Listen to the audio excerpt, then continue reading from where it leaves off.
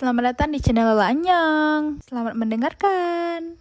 Pak Man memberi kode kepada Yungro dan Suho. Pak Man pun terbatu-batu. Duh, kasihan Pak Man. Yungro dan Suho kebingungan mereka harus bersembunyi di mana. Mereka pun masuk dan mengecek ke seluruh ruangan. Tapi mereka tidak menemukan apa-apa. Bun-ok yang ikut secara diam-diam dan memberitahukan ke arah jendela bahwa jendela terbuka. Dia memberi kode kepada Gyeongja dan Gyeongja pun memberitahukan itu kepada direktur. Direktur berjalan menuju jendela dan ternyata Suho dan Yungro bergelantungan di luar. Mereka seperti Spider-Man.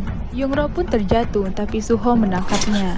Bahu Suho pun kembali terluka. Karena direktur tidak melihat apa-apa, jadi mereka memutuskan untuk kembali. Pintu pun terkunci. Dan kunci itu diserahkan kepada direktur. Yungro mengira dia akan jatuh dan mati. Suho pun meminta maaf kepada Yungro bahwa dia membahayakan Yungro. Yungro ingin kembali ke kamarnya, tapi sayangnya pintu terkunci. Jaemin terbangun dan melihat Yungro tidak ada, dan dia menemui Pak Man untuk menanyakan di mana keberadaan Yungro. Yungro yang canggung malah duduk jongkok dan duduk sangat berjauhan dari Suho. Suho mencairkan suasana dengan mengajak Yungro untuk membuat pesawat kertas. Mereka menghabiskan waktu berdua sambil berbincang-bincang. Tak lama kemudian Jaemin dan Pak Min datang. Suho mengatakan kepada Pak Min bahwa dia malam ini ingin pergi karena tidak mau terus merepotkan mereka. Tapi Yungro ingin Suho tetap tinggal karena luka Suho belum sembuh. Yungro punya ide karena sebentar lagi ada acara geria, jadi pria bisa masuk ke asrama. Jaemin pun setuju dengan ide Yungro, tapi Suho masih ingin tetap pergi. Jadi mereka pun pergi ke pintu darurat di basemen. Itu adalah jalan rahasia. Tetapi di saat mereka membuka pintu, ternyata di sana sudah banyak polisi yang berjaga. Jadi mereka memutuskan pergi saat acara geria. Para mahasiswa sedang menyiapkan untuk acara pesta. Haeryong menyarankan untuk menarikan lagu disco.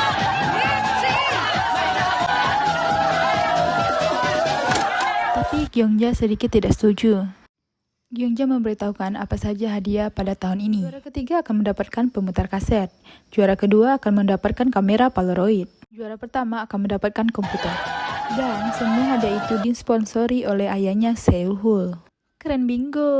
Dan teman-temannya berteriak kegirangan. Yungro dan Suho merencanakan aksi kabur. Mereka harus menghindari Bun-ok karena Bun-ok pernah berkencan kepada Suho. Dalam kurung gak jadi ya guys. Polisi tidak akan bisa masuk karena yang masuk harus mempunyai tiket. Suho meminta maaf kepada Yungro bahwa Suho mengacaukan pestanya. Tentu saja tidak apa-apa, kata Yungro. Siapa tahu tahun depan aku bisa mengundangmu. Di sisi lain, polisi yang sedang menggeledah kamarnya Suho bertemu dengan Gwang Tae. Gwang Tae pun ditanyai tentang Suho dan Gwang Tae pun dibawa ke kantor polisi. Polisi mengatakan bahwa dia melihat Suho dia harus memberitahukan kepada polisi dan Gwang Tae pun menyetujuinya.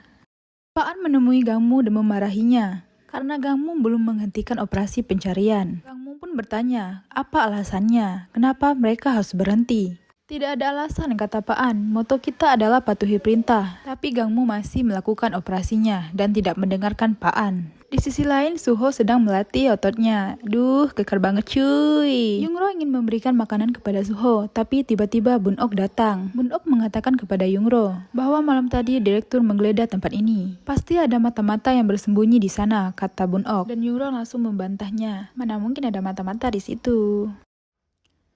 Ibu-ibu rempong yang sedang pergi ke dukun. Ada Mbah Dukun. Salah-salah guys, maksudnya peramal. Nyonya Hong pun memberikan tanggal lahir suaminya. Peramal mengatakan kepada Nyonya Hong, dari sorot mata Nyonya Hong, dia sangat ambisius. Dia ingin sekali menjadikan suaminya menjadi presdir. Nyonya Cho yang mendengar itu pun tertawa terbahak-bahak. Peramal pun mengatakan bahwa Tuan Canggu mirip naga terbang. Tahun ini dia sial. Jadi jika salah langkah dia akan jatuh. Jadi dia harus menebus dosa leluhurnya dengan mengorbankan 13 perawan muda agar kemarahan Dewa Ular menjadi reda. Apa artinya itu? Apa akan terjadi perang guys? Haeryong, Sehul dan Jaemin dengan ekspresi marah. Mereka datang menemui direktur.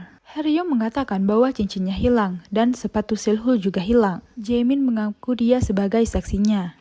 Dan semua itu dicuri oleh Bun-ok, bahwa dia melihat Bun-ok memakai barang-barang mereka. Direktur bilang bahwa itu juga kesalahan mereka, bahwa mahasiswa tidak boleh membawa barang-barang mewah. Kembalikan cincinku selagi aku bersikap baik, kata Haeryong. Tapi Bun-ok bersikeras dia tidak mengambilnya. Haeryong pun kesal dan dia melempar kotak cincin itu ke kotak sampah. Bun-ok pun dipanggil oleh direktur.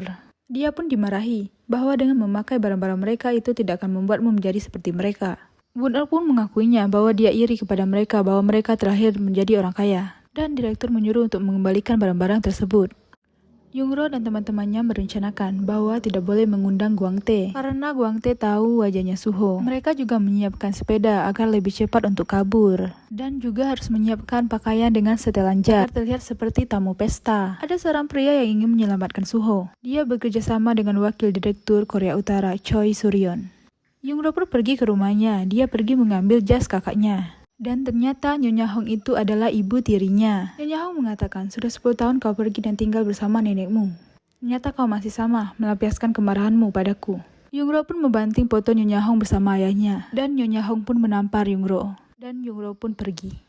Jadi sedih, kasihan deh Yungro. Dan hari pesta pun tiba. Yungro pun terlihat sangat cantik. Dan Suho pun terlihat sangat tampan.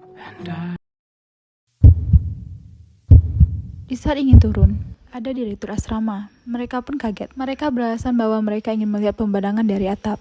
Dan pria ini adalah partnernya Yungro. Guang Tae yang kesal karena tidak diundang, menggantikan partnernya Sul-hul. Sul-hul yang menunggu pasangannya di luar pun tiba-tiba kaget saat melihat Guang Tae. Sul-hul pun lari masuk ke asrama. Dia terus menghindari Guang Tae. Sul-hul sibuk mencari Yungro dan ingin memberitahunya bahwa dia harus berhati-hati kepada Guang Tae. Guang Tae terus mengoceh dan dia ingin bertemu Haerong. Dia ingin melihat pasangannya Haerong. Guang Tae terus mengeluh karena dia tidak diundang. Ketika Yungro dan Suho ingin turun, Sul-hul yang melihatnya langsung berteriak. Ternyata ada Guang Tae di bawah. Yungro dan Suho pun pergi dan mereka malah terjebak di tempat permainan tembak-tembakan. Byung Tae, partnernya Haerong, malah mengajak Suho untuk memainkan permainan tembak-tembakan. Byung Tae pun mengajarkan bagaimana cara memasang kuda-kuda yang benar. Dan operator permainan malah menawarkan level tersulit kepada Suho. Suho pun menerimanya. Dan kemudian Suho pun menembak dengan satu tangan dan semua itu tepat sasaran. Dan Suho memenangkan permainan ini. Byung Tae yang melihatnya pun kaget dan berdalih bahwa itu adalah berkat ajaran darinya. Untuk menghindari Suho, Seul-hui pun mengajak Guang Tae ke kamarnya. Tapi Guang Tae malah salah fokus dengan melihat semua barang milik Suhui. Semua barangnya bertuliskan pabrik miras Baekha. Dan ternyata itu adalah perusahaan milik ayahnya Seul-hui. Tiba-tiba Guang Tae pun langsung berubah. Dan dia langsung merayu Seul-hui. Guang Tae pun bilang bahwa mereka ditakdirkan untuk bersama. Dan seketika minuman miras Baekha itu adalah minuman kesukaannya. Fix ini laki-laki matre. Karena menghindari Bun Ok, Yungro dan Suho pun terjebak di tempat menari. Mereka pun menari bersama.